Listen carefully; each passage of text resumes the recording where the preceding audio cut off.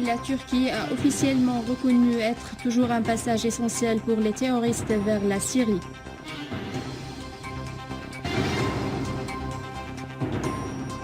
Nouveau convoi d'aide humanitaire entre à Elda en signe de réussite de la réconciliation nationale. Élimination des terroristes et destruction d'un tunnel dans les environs de Damas.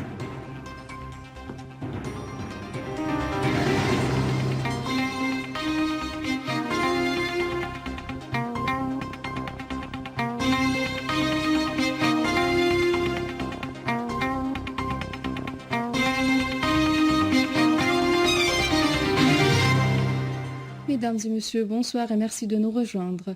Un convoi d'aide humanitaire est entré dans la ville de Yelda, dans la banlieue de Damas, pour être un nouveau résultat de la participativité entre les Syriens et du succès du travail des comités de la réconciliation nationale. Le correspondant de la télévision syrienne a accompagné le convoi d'aide de secours octroyé par le gouvernement syrien à Yelda dans la banlieue de Damas jusqu'à son arrivée au centre de la localité dans les zones contrôlées par les groupes armés et a suivi de près la situation là-bas. Le correspondant de la télévision est entré discrètement dans la localité en accompagnant une équipe du Croissant Rouge chargée de faire parvenir les aides à la population qui suit de près les développements de la réconciliation nationale dans cette zone et dans la banlieue sud de Damas.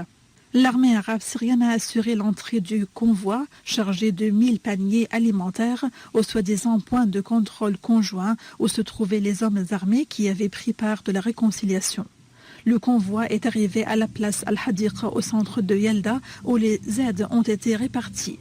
En outre, plusieurs hommes armés ont indiqué avoir porté d'armes pour protéger la zone face au front Nusra. Tous les habitants de cette zone ainsi que les hommes armés attendent la poursuite de la réconciliation nationale avec réussite et l'expulsion des réseaux terroristes pour qu'ils déposent leurs armes et exercent de nouveau leur vie normale.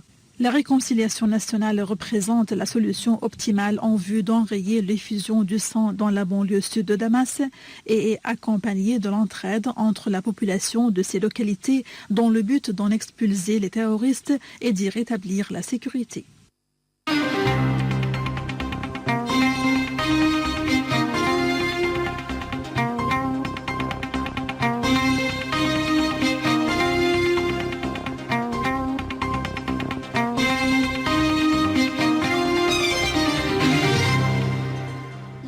A affirmé que la reconnaissance du ministère turc des Affaires étrangères de l'infiltration de Hayat Boumediene vers la Syrie constitue une reconnaissance officielle du fait que la Turquie fait toujours un passage essentiel pour l'accès des terroristes étrangers en Syrie.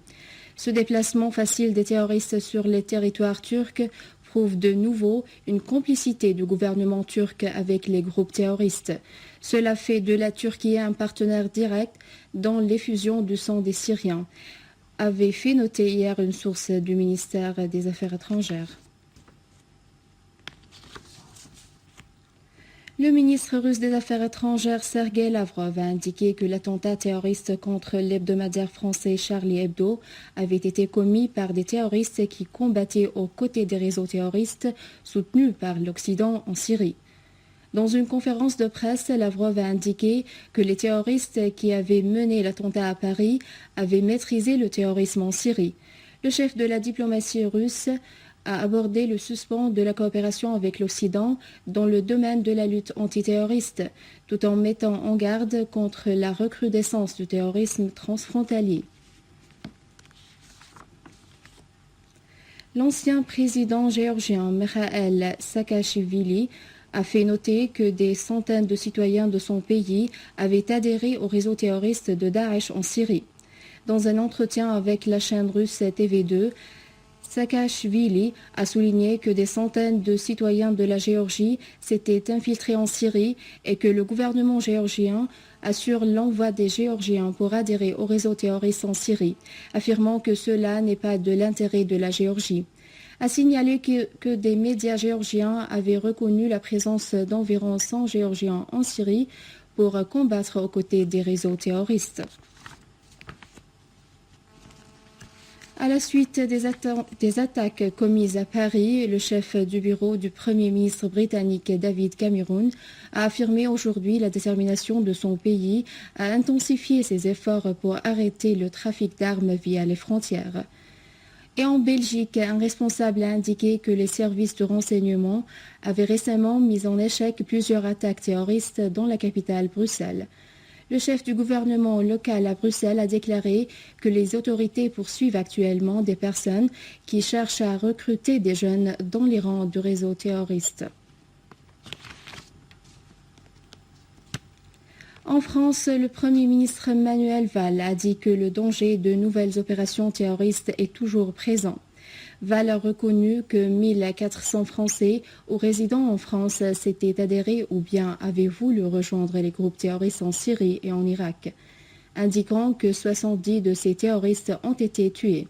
La France figure à la tête des pays occidentaux qui envoient des terroristes pour qu'ils combattent dans les rangs de Daesh.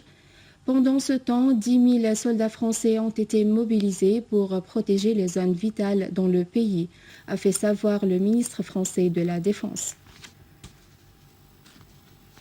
Les unités de l'armée et des forces armées ont détruit un tunnel et un entrepôt de munitions pour les terroristes à Harasta, dans les environs de Damas.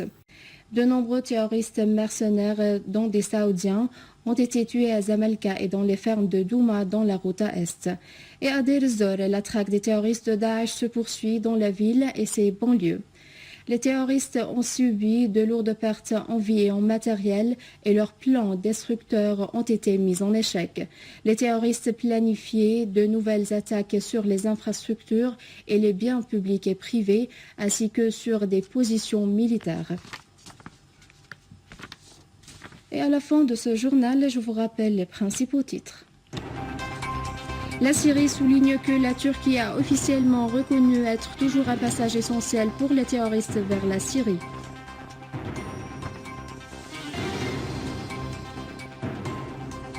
Nouveau convoi d'aide humanitaire entre Elda en signe de réussite de la réconciliation nationale. Élimination des terroristes et destruction d'un tunnel dans les environs de Damas. C'est la fin du journal. Je vous remercie de l'avoir suivi. Je vous rappelle que vous pouvez consulter notre site internet syriaonline.sy pour revoir ce journal et davantage d'informations. Au revoir.